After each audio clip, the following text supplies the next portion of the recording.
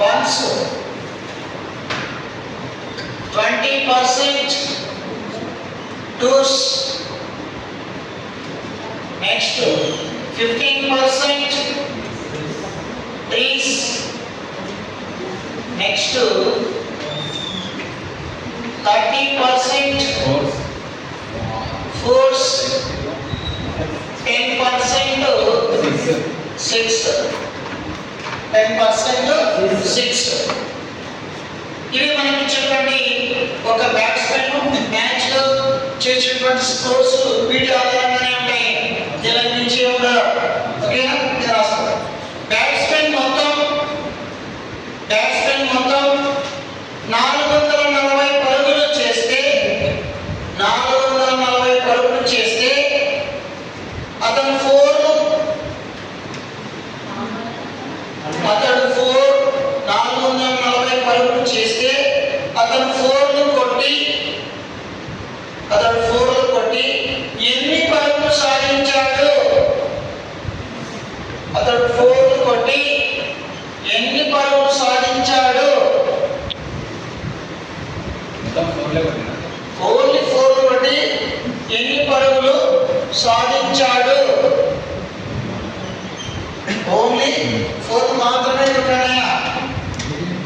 Only 4 కొట్టి ఎన్ని పరుగులు సాధించాడు? అతను మొత్తం పరుగులు ఎన్ని ఉన్నాయా? 400 పరుగులు ఉన్నాయి. 400 పరుగులు. ఇది ఒక గ్రౌండ్ అంటే మొత్తం సర్కిల్ ఎంత ఉంటుంది? 360 డిగ్రీస్. 360 డిగ్రీస్ లో 30% మాత్రమే ఫోర్స్ వచ్చి అంటే అంటే మొత్తం ఎంత అనుకున్నాం? 100%. 100% లో 30% మాత్రమే ఫోర్స్ ఉన్నాయి. మిగతా 70% ఫోర్స్ లేదు. కాబట్టి ఏం చేస్తాము? 440 into 30 by ఎంతనా? 100. ఈ 4 లో కొట్టేయండి. అప్పుడు ఇక్కడ 2 సున్నాలు ఇక్కడ 2 సున్నాల క్యాన్సల్. 44 into 3 412 132 రన్లు ఓన్లీ 4 కొట్టి మాత్రమే సాధించాడు. Answer is 432. 132 రన్స్ అనేటువంటిది ఓన్లీ 4 ద్వారా మాత్రమే వచ్చింది. అంటే కాకుండా మనకు 6 ద్వారా వచ్చేటువంటి పరుగులు 6 ద్వారా వచ్చేటువంటి పరుగులు ఏం చేస్తాం? 440 into 10 by 100 ఎంత వస్తుందన్నా? ఓన్లీ 44. ఓన్లీ 44. మరియు 1-2ల మధ్య తేడా ఎంత వస్తుంది? 45%. తేడా తీసుకున్నట్లు అంటే 2 ఈక్వల్ కూడా తీసుకోవాలి. వాళ్ళకి 90 తీసుకో. ఓకేనా? ఇప్పుడు ఇక్కడ 25 పాయింట్స్ కొట్టాలంటే 2 సెంటీమీటర్ 20%. దీన్ని కూడా 1 లో కన్వర్ట్ చేస్తే ఎంత వస్తుంది? by 2 10% వస్తుంది. అప్పుడు కంప్లీట్ చేయాలి.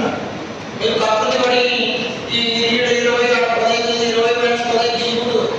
అంటే 1 లో కన్వర్ట్ చేసినప్పుడు 2 దాన్ని కూడా 1 లోకి కన్వర్ట్ చేసుకోవాలి. 3 తీసుకున్నప్పుడు 3 దాన్ని కూడా 1 లోకి కన్వర్ట్ చేసేసుకోవాలి. అంతే కదా? లేకపోతే మనం 1 లో యాక్టివేట్ చేసుకుంటామా? డిఫరెంట్ గా కంపేర్ చేయకుండా సేమ్ లో కన్వర్ట్ చేసుకొని ప్రాబ్లమ్ లో సాల్వేషన్ చేయాలి. ఓకే? ఇదన్నా మనకు ఏ పర్సెంటేజ్ కనుక్కోవాలన్నా దానికి వచ్చినటువంటి ఇది రన్స్ అనేటువంటివి మనము డిఫైన్ చేసుకొని ఫైండ్ అవుట్ చేయొచ్చు.